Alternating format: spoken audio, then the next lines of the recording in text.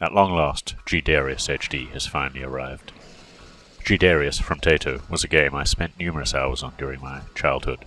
This game, and its various aquatic-based bosses, kept me occupied for ages as I tried to obtain all endings and see every variation to each level. Being able to finally play this classic title again in glorious HD, in remastered form on the PS4, is a dream come true.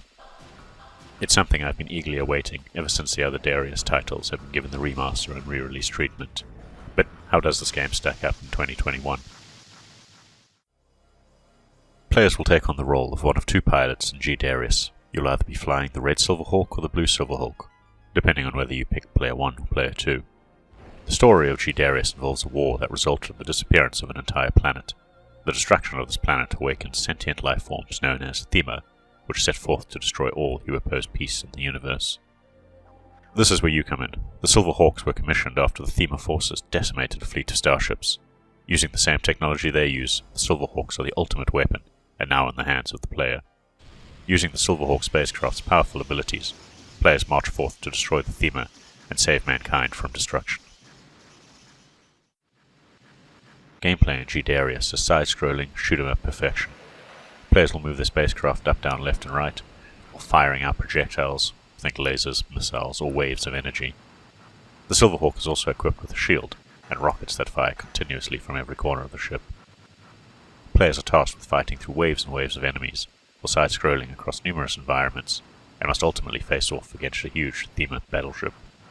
Power-ups collected throughout these levels upgrade your armaments, and death is often severely detrimental as it downgrades your weapons at the worst possible time. Levels in G-Darius are split at the halfway mark into one of two distinct versions. Flying near the top half will select the first, flying near the bottom the second. These branching pathways all lead to different bosses and even enemy encounters. Given the game already has a large number of levels, this variation is extremely welcome and adds even more longevity to the game. Gameplay in G-Darius HD has been slightly altered, with players now able to simply restock their credit supply at the press of a button. Players can also browse through a collection and read through enemy ship names and all see their different HP values. This expands slightly upon the Darius lore, since now we have some official confirmation of what the enemies are called at least. Strangely, the practice mode, which allowed you to select any level and play through it, is missing here, but it's not too big a problem. Another G-Darius staple, beam battling, is present, although this time it has a handy charge gauge that builds up underneath your Silverhawk when you've used a capture ball on an enemy unit. Charging this up to full will have your alpha beam ready to fire against powerful enemies, and using this beam in a boss battle is a lot easier. Players can now simply hold down a button and the beam will pulse with energy. This can then easily defeat enemy beams, unleashing massive damage against them in the process. Players can easily spend hours in this game trying to master each level and rack up high scores.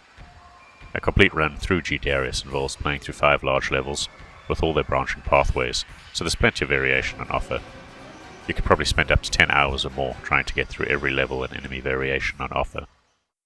The additional content, in the form of a capture gallery, adds a bit more longevity to the game for players who want to try and fill that to 100% completion. The PS4 version of G-Darius HD includes both the original G-Darius game and the remastered, spruced up shiny version. The former is almost purely for nostalgia purposes, and players can enable scan lines and disable smoothing for the full retro effect. Of course, the star of the show is the HD version, and this looks fantastic, and is something that modern gamers will enjoy the most. The original game was already extremely flashy, and had a lot of effects going on screen, at least for the time. The HD version accentuates this and makes everything just look so much better. When it comes to the music, G-Darius HD features the iconic Zuntata music from the original, and is still as great as ever. The game's explosion sound effects, and more, are all recreated perfectly here too, just so much crisper. Kudos to the sound team for doing such a great job on this aspect of the remaster. Overall, G-Darius HD is a masterpiece of a remaster. The game runs near flawlessly on PS4. There were moments when I noticed some slight slowdown in certain parts of some levels, but if my memory serves me correctly, this was intentional and part of the original game too. This is a fantastic remaster of one of the best shoot-'em-up bullet hell side-scrollers from days long gone, and comes highly recommended.